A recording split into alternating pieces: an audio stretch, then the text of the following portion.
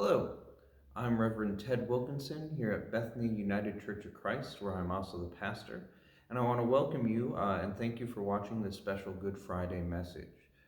Good Friday is an important holiday in the Christian year, but it is not one we always have a service for, especially for smaller churches. So I just wanted to give a special message to talk about it, retell the story because it's an important story to go over every year.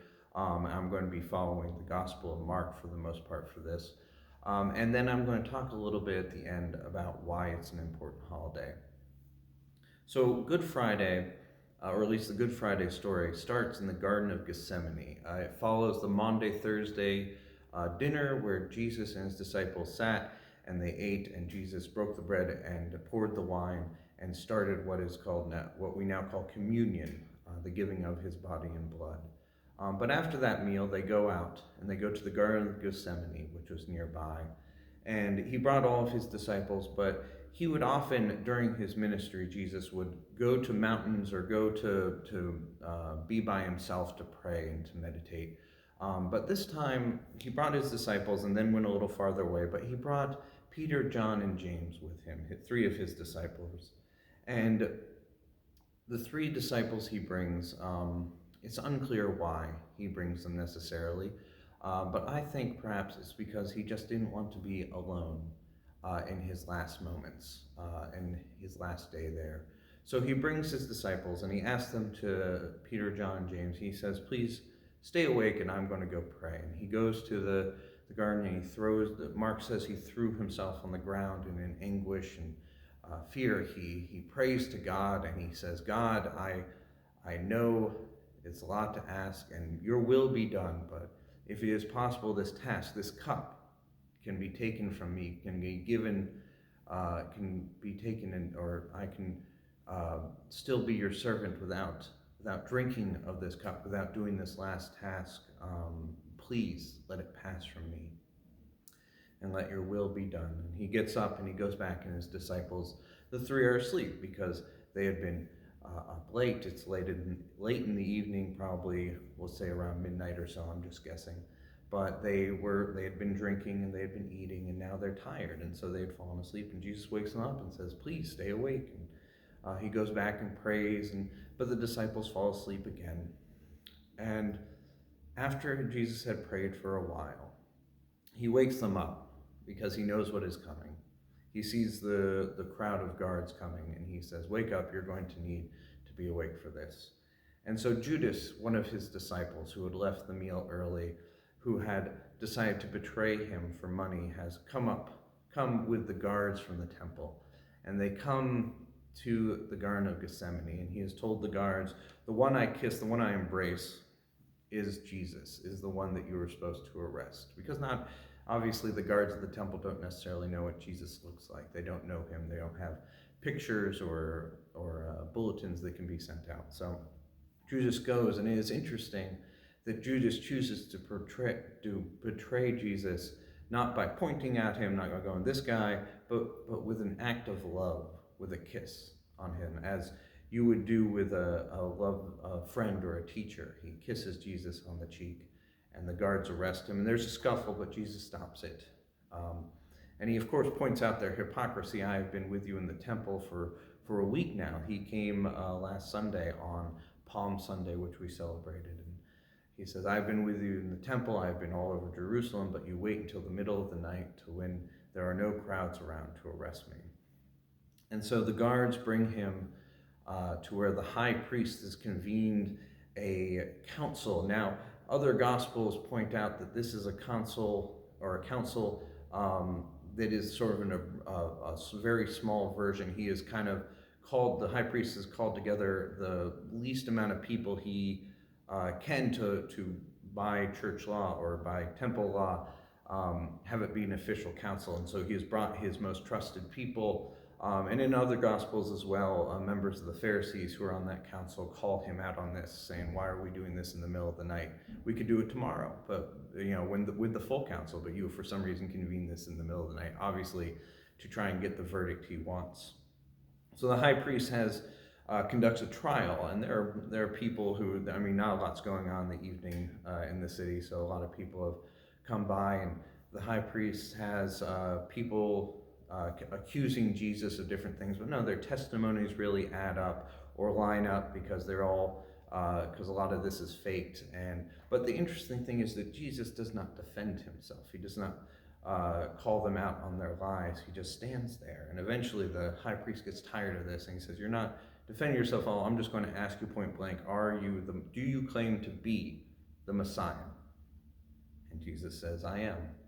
And the high priest goes, "Well, what else do we need?" He confesses that he claims to be the Messiah. Let's send him to Pilate. And so when the sun rises, probably 5 or 6 a.m., whenever it rose on that day, they drag him to Pilate, who was the Roman governor of Judea. And Pilate is interesting because he's one of the few characters in this story, besides random Roman soldiers and guards, who is not a Jew. He is not from this region. He has no stake in this. And so, of course, the high priest comes to him knowing that while Jesus can be accused and found guilty of breaking Jewish laws, of working on the Sabbath and touching the unclean and stuff like that, Pilate does not care about any of these rules or laws.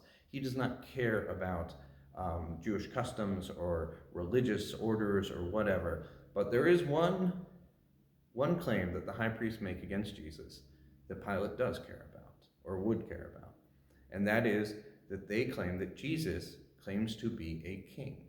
Now, claiming to be a king when you were not, in Rome, was a capital offense. You could be crucified for that very quickly, because it was to put yourself in or on the same level or in rival to the emperor of Rome, which was a big no-go. But Pilate, when they drag him to him, this is not a usual thing that the high priests do. High priests aren't finding people and then bringing them to justice so that the Romans can execute them. This is something very out of the ordinary. And so Pilate, other gospels say that he received a letter from his wife who had a dream about Jesus and stuff like that. But I think Pilate, especially in this gospel, he's been a shrewd politician. This is why he's in charge of an entire province, because he's very shrewd and he's very tactful, and he knows how to play the game of politics. And he knows that these high priests are coming to him, trying to get Jesus crucified for some reason. And so Pilate begins to question him. And perhaps he thought, he knows who Jesus is. This is a popular preacher from Galilee, a province a little ways away. But he is perhaps afraid, and it's probably the same thing that the high priests are afraid, is that Jesus might cause a revolt or a rebellion. And that was a big thing that Rome did not want. And Pilate could lose his job for if the Jews started to revolt. And so what makes matters more complicated for Pilate, whereas he had crucified a number of preachers and people who claimed to be messiahs in years past, this is Passover. And as I said last week, or on Sunday, on Palm Sunday, the city of Jerusalem would swell with pilgrims from Jews all over the world, and there would be millions of people. About 3 million was an estimate at the time of how many people there were. Now, a lot of them, because Galilee was so close, a lot of them came from Galilee, and so a lot of them knew Jesus and were fans of Jesus because of his work in Galilee. And so Pilate is probably afraid that if he crucifies this very popular preacher, if he crucifies him while all these people are in the city, they're going to riot. And that's going to be very bad. So he needs to figure out a way to get out of this. And what's, I think, interesting about this gospel and this story in general is that Jesus has been the one moving the story throughout every gospel, moving the story and driving the narrative throughout it. But when we come to the story after Gethsemane, after he is arrested, Jesus becomes very passive. And in my opinion, I think this story shows the most human side of Jesus. When he is, perhaps he could have stopped these things, perhaps he could have defended himself or called down an army of angels, but like so many others in situations like this, Jesus seems to be just a pawn or just someone being blown around by forces beyond his control. And in that way, I think Jesus is the most human. But I've gone a little off topic on this. But the point is, Pilate knows that if he executes this popular preacher from Galilee, while there are probably thousands of Galileans in this city, they might riot. And so when he starts questioning Jesus, he's probably hoping that Jesus will deny this. And so maybe Pilate can just say like, oh, we'll deal with this after the Passover holiday and put him in prison. And then after everyone from Galilee goes back to Galilee, he can just crucify Jesus and maybe they'll riot in Galilee, but who cares? That's not his problem. But Pilate asked Jesus, are you the king of the Jews? Because again, he doesn't use the term Messiah. He doesn't care about the biblical stuff. He doesn't care about the religious doxology. He doesn't care about the religious rules. He cares about whether Jesus is claiming to be a king. So he says, Jesus, are you the king of the Jews? And Jesus responds, well, you say I am. Well, that's not really a denial. That's not really a confirmation. That's sort of avoiding the question. And so that probably frustrated Pilate a bit. But he knew he had to be careful because this was a tense situation. But with Jesus not denying it, how can he stop this trial from going forward? It seems like he accepted it. It seems like he claimed it. And that's a capital offense. You have to punish them. So Pilate knows that now Jesus is heading towards the cross. He's heading towards crucifixion. But Pilate has one more ace up his sleeve, and he thinks he can get away with this. Traditionally, he would give, at the time of Passover, one prisoner, he would essentially commute their sentence or give them a presidential pardon, if you will. And so he thinks, well, here's what I'll do. I'll put Jesus out and I'll put him next to somebody who is a real awful person. And then Jesus will go free. The high priest can't blame me. The Galileans will be happy, and we won't have to deal, and I won't have to deal with this. And if he starts claiming he's a king after Passover, I'll just kill him then. So Pilate puts up Jesus. The crowd comes into the square early in the morning, and again, as I mentioned, this is now a city of millions of people. So this square probably holds a couple thousand. It can't possibly hold 3 million people. So it's just a couple thousands of people who have come here. But Pilate puts Jesus up against a man called Barabbas. And Barabbas is not only a rebel and a murderer, but other gospels describe him as also a rapist. And he has done a lot of this in Jerusalem. So hypothetically, a lot of the people there might actually know some of his victims, and this is what Pilate is hoping, will know some of his victims, will know that this is an awful person, and will choose Jesus to free instead. But what he wasn't counting on was that the high priest has stacked the deck, if you will. He has made sure that the square is full of his loyalists. People who do not know Jesus, people who have never heard of Jesus before, and the only thing maybe they know about him is that he caused a stir in the temple a couple days ago, and that the high priest says that he is claiming to be the Messiah and trying to start a revolt, and that's going to get a lot of people killed. So they are on the high priest's side in this. But it must have been a hard pill to swallow when Pilate put up Barabbas, because they know who that person is. They know how awful he is. But so when Pilate asks them, which one do you want? He is disturbed to find that they actually want Barabbas freed, and they want Jesus to be crucified. And so Pilate does an interesting thing here. I'm trying not to just talk about the politics of the time, but Pilate, he keeps calling Jesus the King of the Jews. One, because that's the accusation laid against him, that Jesus claims to be a king. But also I think he understands, Pilate, that this is getting under the skin of the high priests. Because the high priests don't think Jesus is King of the Jews. They don't think he's a king or Messiah at all. But he keeps using that term to sort of throw it in their faces. So he keeps saying, you're going to Jewish people, are you going to crucify your king? Sort of putting salt in the wound, if you will. But when the people pick Barabbas to be freed, the the people in the square pick Barabbas freed. Pilate, in other gospels, and I imagine something similar, he did actually something like this.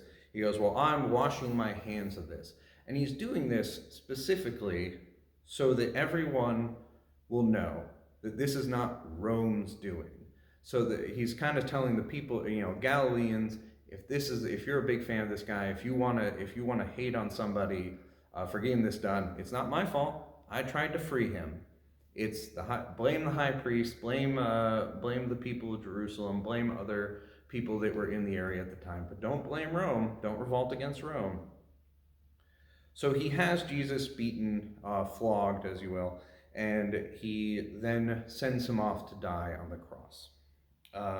And there's a whole part about the guards sort of make fun of him. They're an occupying force. They've fought a lot of rebels in their time. They probably are not fans of Jews in general. And so they make a mockery of Jesus. They give him a crown of thorns, and they give him a purple robe, and they keep saluting him as King of the Jews to mock him and to mock the Jewish people in general.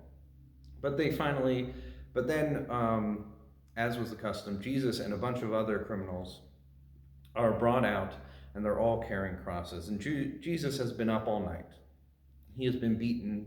He is probably malnourished, as many people were back then, and so his body begins to fail him. And he collapses on the road down to where they would crucify them, which was on the main road coming into Jerusalem, because the Romans enjoyed crucifying people where everyone could see as a warning to not break the law. But Jesus stumbles, and the guards have someone else, I believe his name was Simon, carry his cross for them. But they get there, and they nail him to the cross. They nail his feet in, and they nail either Jesus' hands or wrists. There's some debate on that, which one it was. But either way, they nail him to the cross, and they put him up. And this is all done. This all happens by 9 a.m. Jesus is put up there at 9 a.m. So this has been a whirlwind of activity in the morning. And the horrible thing, there's a lot of horrible things about crucifixion. It's a very slow and painful death.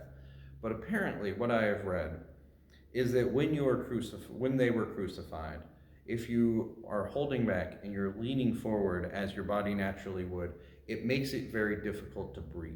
And the longer you're in that position, the harder it is. And so you end up pulling yourself back against the cross, putting pressure on the nails in your wrists and the nails on your feet until you cannot stand the pain anymore, and then you release, and then you cannot breathe again. And so it's an incredibly long and painful death that many people endured during the Roman period.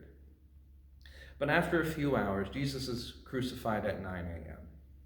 And after a few hours, it's said that at 12 o'clock, there was a sudden darkness. And the whole area was covered in darkness. And then 3 hours out, and that was for 3 hours. And then after that time, Jesus, who is now, I don't know if he's delirious or if he's just in pain, cries out his last words, my God, why have you forsaken me?" He cries out these last words of anguish, of abandonment, of feeling totally alone, and he dies on that cross. Now, I mentioned a few weeks back that one of my professors in school said, when you preach, never leave Jesus on the cross, meaning you never end on a sad note. You always go to the resurrection, to the hope for the future. Well, that is true for every sermon except for a Good Friday sermon. Because today is when we focus on the cross. And not just the cross, but Jesus' death and suffering. And not just physical suffering. Most people associate it with the beatings and the crucifixion itself, but also his emotional turmoil.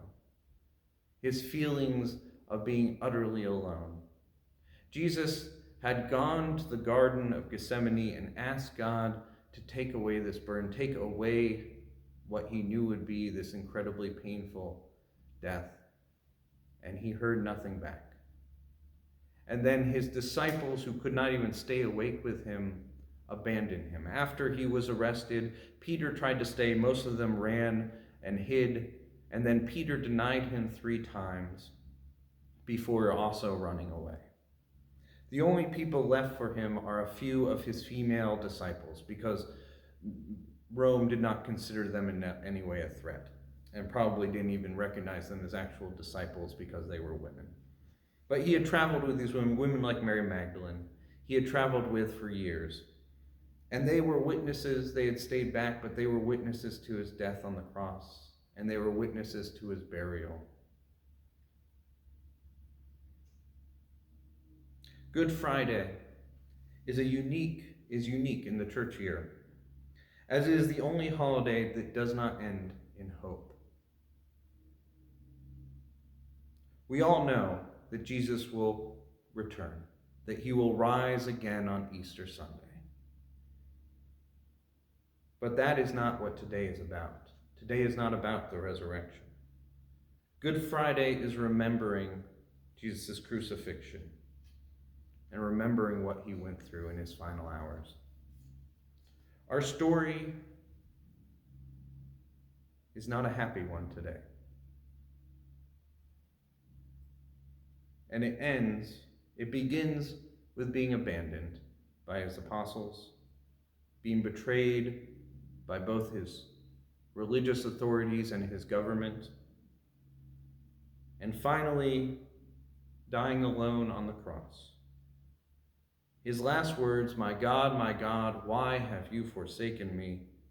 are a testament to how betrayed and alone he felt in his last moments. We have all felt in this similar way, if not physically, then emotionally. When one bad thing in our life seems to compound on others, when just bad thing after bad thing after bad thing keeps happening, when our friends and family seem to fail us or not be there for us, when even God does not seem to be present, just as Jesus. In those moments of grief, we can feel utterly alone and abandoned, just as Jesus did on the cross. And while we know from experience, if we have lived long enough, if we are adults, we know that things will get better. Just as we know Jesus will return, sometimes it is important to take a moment and mourn. Mourn for what we have gone through. Mourn for those that are not with us anymore. Mourn for the things we have lost and the things we miss. When we feel pain, when we suffer, we understand how Christ felt that day. And we know that Christ understands what we feel now. So today around the world, Christians will reflect on Christ's death and suffering, grieving with him as his female disciples did as they watched him die all those years ago. But this is not the end, and this is the way it must be. After all, without death, there is no resurrection. We cannot truly celebrate Christ's resurrection and coming without first acknowledging and mourning Christ's death.